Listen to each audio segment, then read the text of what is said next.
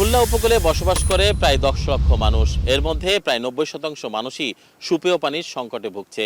হাসপাতালগুলোর সূত্রে জানা যায়, এই অঞ্চলে পেটের অসুখে গত ২০২৩ সাল থেকে চলতি বছর জুন পর্যন্ত চিকিৎসা গ্রহণ করেছে প্রায় ১.৫ লক্ষ মানুষ।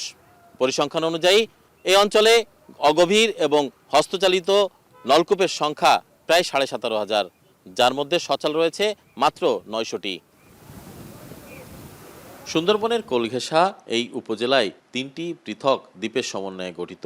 এর চারপাশে নদীতে লবণ থাকায় খরা মৌসুমে সুপেয় পানির চরম সংকট দেখা দেয়। প্রতি বছরের মতো এবারও উপজেলার একটি পৌরসভা ও ৯টি ইউনিয়নের সর্বত্রই সুপেয় পানি জলের সংকট দেখা দেয়। টিউবওয়েল ছাড়াও পুকুর, খাল ও নদী উপকূলীয় উপজেলার মানুষের সুপেয় পানির আরেকটি উৎস। আগ্রাসী লবণ এখানকার মানুষের এসব উৎস নষ্ট করে দিচ্ছে। খুলনার দাকপ উপজেলায় শুষ্ক মৌসুমের শুরু থেকেই সুপেয় পানি চরম সংকট দেখা দেয়। ফলে খোলা পানি বিক্রির দোকানে ছুটতে হয় মানুষকে। কিছু লোক আবার দূর দূরান্ত থেকেও সংগ্রহ করে পানি, আবার বাধ্য হয়েও কিছু লোক ডোবানালার পানিও পান করছেন। বর্তমানে ২ লাখেরও বেশি মানুষ সুপেয় পানির সংকটের জন্য হাহাকার করছেন। এখানে কোথাও গভীর নলকূপ সফল না হওয়ায় রয়েছে অগভীর নলকূপ, যার অধিকাংশই অকেজো। আবার কোনো কোনো নলকূপের পানিতে লবণ, আর্সেনিকযুক্ত এবং অতিরিক্ত আয়রন।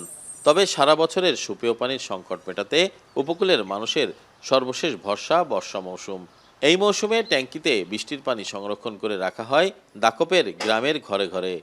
আমরা যাতে ফাঁক করে খাই, খাতি হয় না, তবুও জীবন বাঁচাতে গেলে যাবো কোথায়? ট্যাঙ্কি কিনে জল খাই, তো এই জলও হয়তো আমাকে বছর ওঠে না।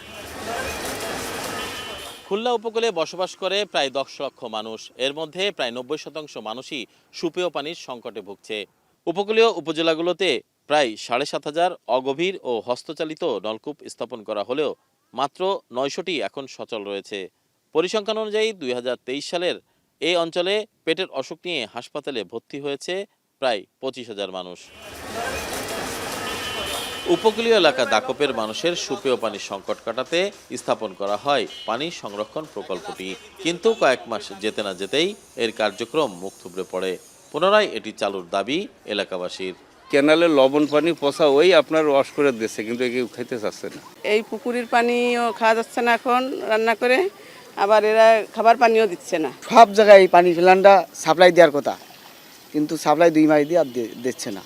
সুপেয় পানির সংকট কাটাতে উপকূলীয় এলাকায় পানির নতুন নতুন আধার সৃষ্টি এবং নষ্ট পুকুরগুলোতে মিষ্টি পানি সংরক্ষণের উপর গুরুত্ব আরোপ করেন পরিবেশবিদরা। উপকূলের অন্যতম একটা সমস্যা হলো লবণাক্ততা। সেই লবণাক্ততা দূরীকরণের ক্ষেত্রে রিভার্স অসমোসিস আরও প্লান্ট স্থাপনের মাধ্যমে, এটা অলরেডি পাইলট বেসিসে হচ্ছে, ভবিষ্যতে আরও ব্যাপকভাবে এটা করা হবে।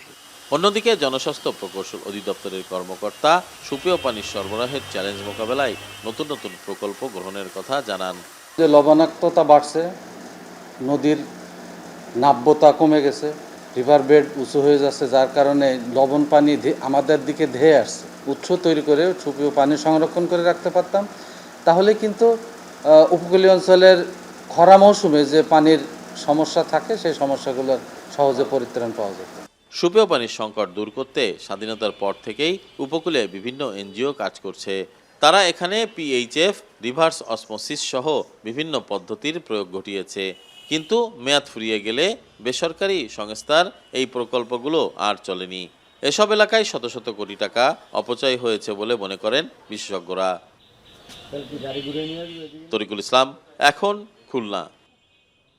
২৫০টিরও বেশি ডিজাইন অপশন নিয়ে ওয়ালটন স্মার্ট ফ্রিজ, বোঝে আপনার প্রয়োজন।